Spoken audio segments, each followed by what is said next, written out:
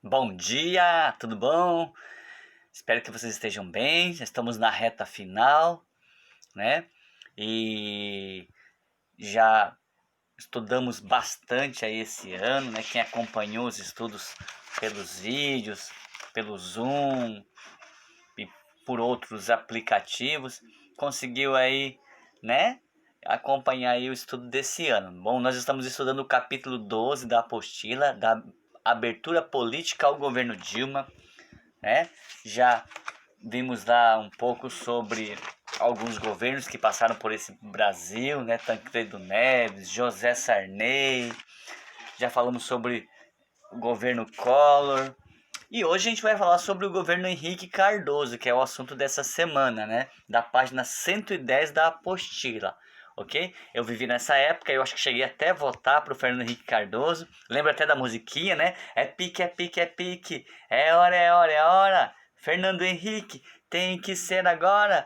O povo aí sempre iludido com esses políticos, né? Mas faz parte da democracia, a gente tem que votar, né?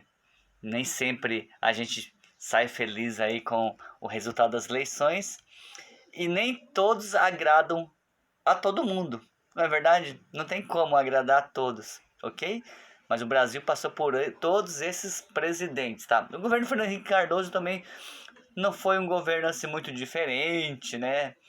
Em questões de melhora para o povo, né? Ele teve na sua, sim, sua parcela de melhora, pois ele, a gente já viu lá que no governo Itamar Franco, ele, como ministro da Fazenda, ele elaborou o Plano Real, que deu uma melhorada aí, uma, na questão da inflação no Brasil, né? O real foi aí o ponto forte de Fernando Henrique, porque essa moeda se manteve forte por bastante tempo. Fernando Henrique que teve dois mandatos, pessoal, de 1999, ou melhor, de 1995 a 99, como está aqui na apostila, e de 99 a 2002. Tá? Os mandatos foram marcados aí por pelo neoliberalismo, é lógico, né, que era a política de Fernando Henrique Cardoso, uma política que já era do Fernando Collor de Mello também, que é um sistema econômico que prega uma intervenção mínima no Estado, na economia, deixando o mercado se autorregular com total liberdade. Então é uma política de liberdade no mercado, onde o governo, o Estado não intervém, né, nas empresas, né, de bens de consumo, essas coisas, ok? Também foi um governo marcado também, né, pelo fato de ser neoliberal, pelas privatizações. Várias empresas foram privatizadas aí na época do governo Fernando Henrique Cardoso, né? Já vinha sendo privatizado na época do governo Collor.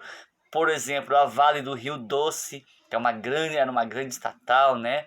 Trabalhava lá, trabalha muita gente, é uma mineradora que tem lá em Minas e foi privatizado na época do governo Fernando Henrique Cardoso.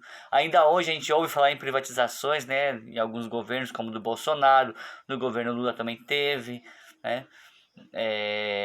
E muita gente reclama aí das privatizações porque perdem muitos direitos os funcionários, né? Mas por um outro lado o país também ganha, né, com essas privatizações, tá?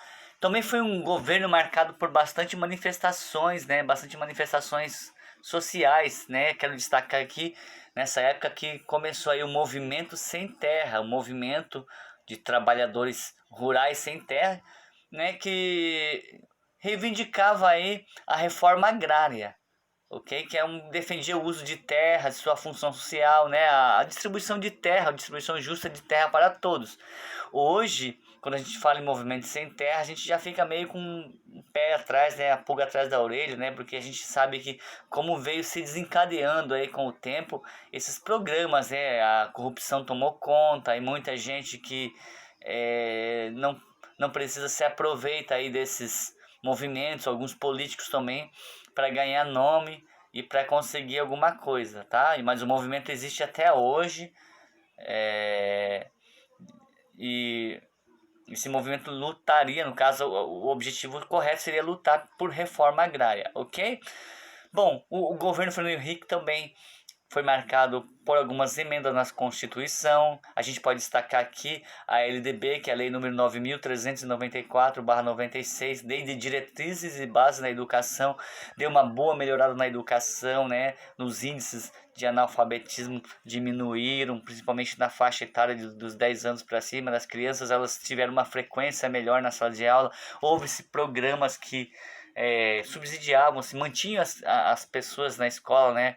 Como igualzinho tipo o programa Bolsa Família que o Lula tem, só que eu não lembro o nome, que era do Fernando Henrique naquela época, mas houve sim esses programas também, tá? E o pessoal reclamava muito nessa época dos impostos, né? Principalmente da CPMF, que eram os impostos, né? Quando você tinha alguma transação bancária, por exemplo, nessa época usava-se muito cheque e você tinha que pagar o imposto de acordo com o valor do cheque que descontava da sua conta, ok? E também o governo Fernando Henrique Cardoso, uma da emenda que ele fez lá foi com relação à reeleição. Ele conseguiu fazer com que o pessoal aprovasse a reeleição. Tem até uma notícia aí na tela aí, deputado conta que votou para a reeleição por 200 mil. Na realidade, as pessoas falam, o que acontece muito no Congresso é a questão de pagamento, né, para as pessoas votarem num projeto, alguma coisa. Isso acontece mesmo no projeto, não foi diferente nessa época. Mas foi votado a lei da reeleição e ele foi reeleito. Agora a gente vê na noticiária que ele está arrependido de ter feito isso, porque como está o governo Bolsonaro, ele não gosta do Bolsonaro, então ele está arrependido por ter feito isso. Mas é bem assim, né? Quando foi para ele o negócio foi bom, mas quando é para os outros, aí é ruim. Entendeu? Independente de quem seja, eu não sou muito a favor também da reeleição, mas é uma coisa que tem hoje em dia e a gente tem que respeitar, porque já foi feito por ele lá atrás, ok? Mas é interessante, você lê aí sua apostila, faz sua atividade, se puder dar uma pesquisadinha na internet também, tem bastante coisa que fala sobre o governo de Fernando Henrique Cardoso, vários detalhes, né, que você pode saber que ocorreram naquela época. Eu era um garoto naquela época e lembro de bastante coisa, por exemplo, da CPMF, lembro também da reclamação do povo com relação ao desemprego, né, que tinha bastante também, que aumentou muito naquela época. E são reclamações que sempre tiveram no Brasil e eu acho que infelizmente sempre a gente vai ter, tá? Independente do governo, dificilmente eles vão conseguir fazer assim, o que o povo precisa. Porque também a falta de interesse também, né? E porque recursos o Brasil tem bastante, né?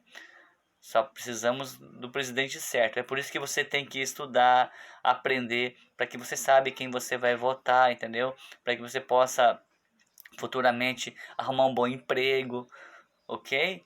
E tocar a sua vida. Deus abençoe, um grande abraço a todos e continuem estudando.